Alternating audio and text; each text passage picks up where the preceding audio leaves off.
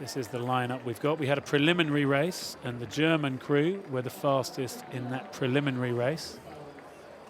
Using the center lanes, and let's meet the competitors. In lane 1 from Egypt, Elzini and Abdallah. In lane 2 from Ukraine, Kotik and Samarluk. In lane 3 from Germany, Helmich and Krumbein. And in lane 4 from Mexico, Gutierrez and Nieto Capillo.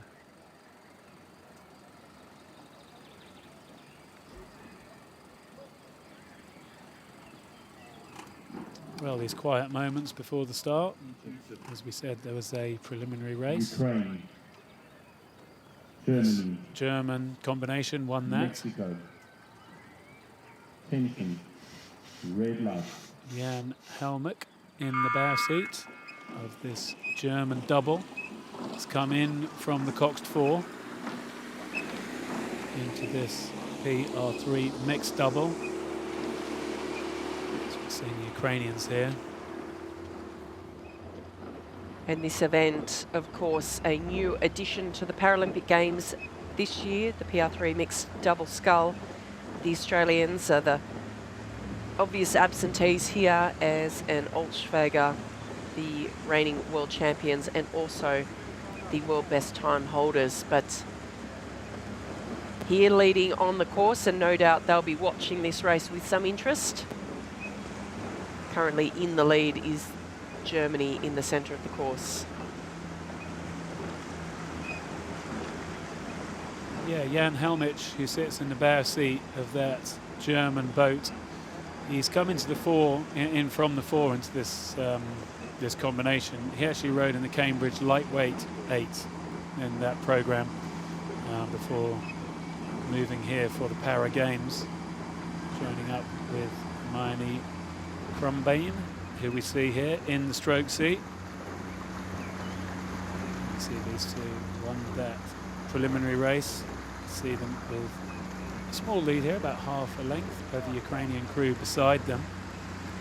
The Ukrainians came through the final Paralympic qualifying regatta on Tuesday. They had a very solid win.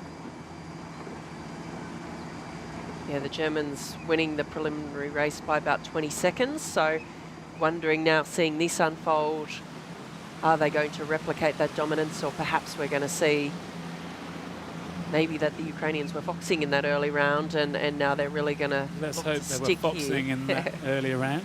So look at the Egyptians coming through. They've come through the African para qualifying event. And actually quite interesting, the Mexicans down here, who we just see coming through 500, they've raced at PR2 since 2022. But this event, as you said, has come into the Para Games.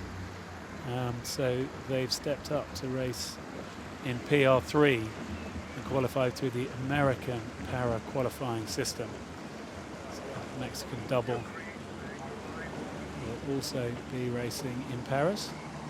And this Ukrainian crew currently sitting in second place ahead of the Egyptians on screen there. They were the bronze medalists at the World Championships back in 2022.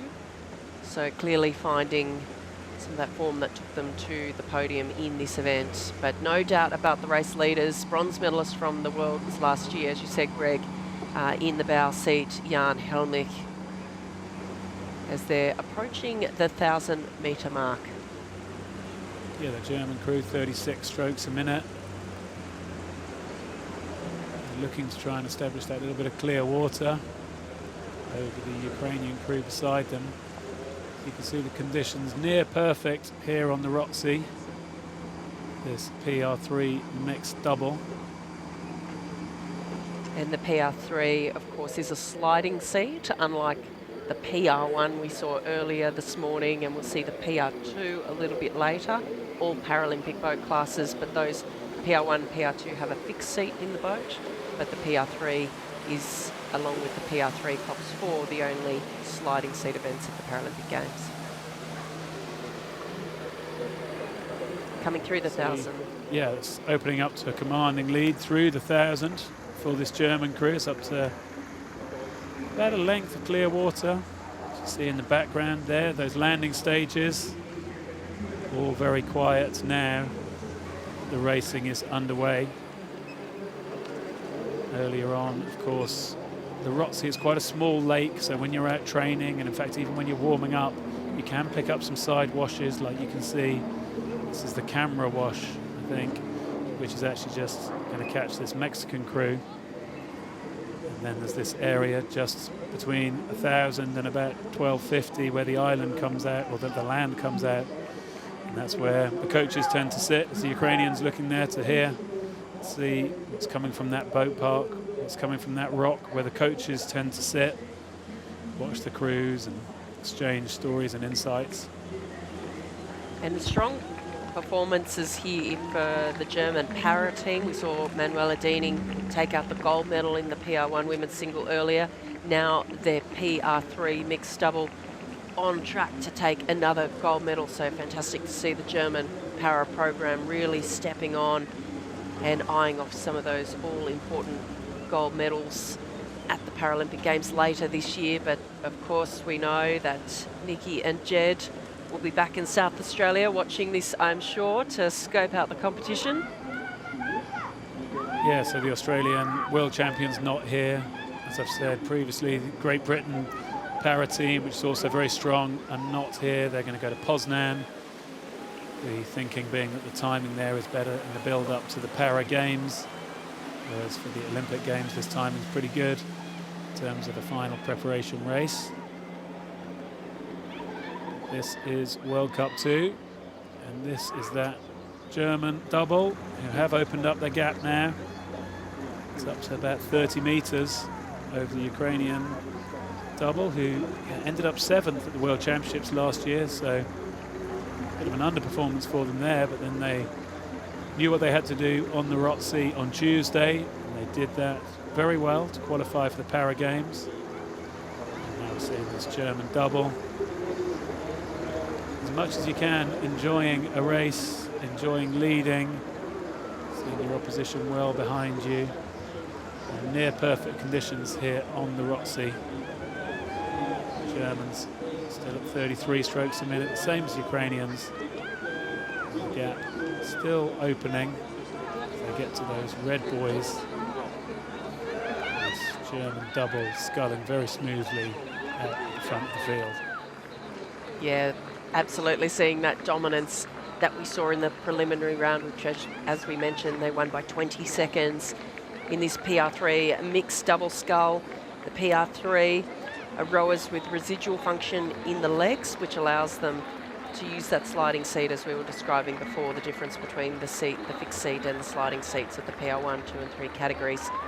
And this class also includes athletes with vision impairment as well. But the Germans really quite patient in that first half of the race, but then opening up that gap as they're driving down to the line now. They will take the win, followed by the bronze medalists from the 2022 World Championships, Ukraine, Kotik and Semerluk. And then the race is on for the bronze medal between Egypt and Mexico, with those crews still coming down to the line. Well, you can certainly see what it's taken out of them. Good to be racing the clock, looking for that prognostic time that the athletes work out, the coaches work out, which would be how fast did you go compared to your world best time, and then you can work that out as a percentage, and then you know whether relative to the other boats who are in different categories you're going fast or not. Give you an idea of how fast your main opposition might have gone had they been here. As we take a look down to this Egyptian crew coming down towards the line. Alzini and Abdellah across the line there for that bronze medal. And you can see how meaningful that is. They held off that Mexican double. That's actually a turnaround from the preliminary race.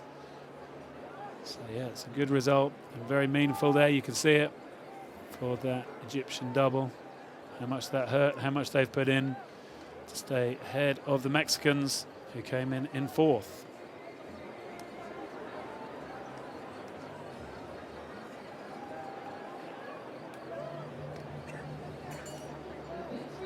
Seeing the efficient, smooth sculling from the German crew, which took them to that sizable victory.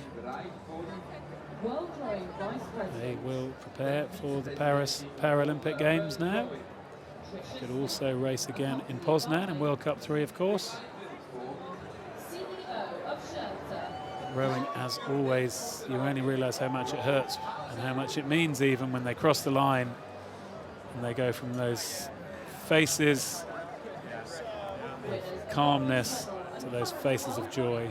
Wonderful pictures there of that Egyptian double collecting that bronze medal behind the Ukrainians and the German double.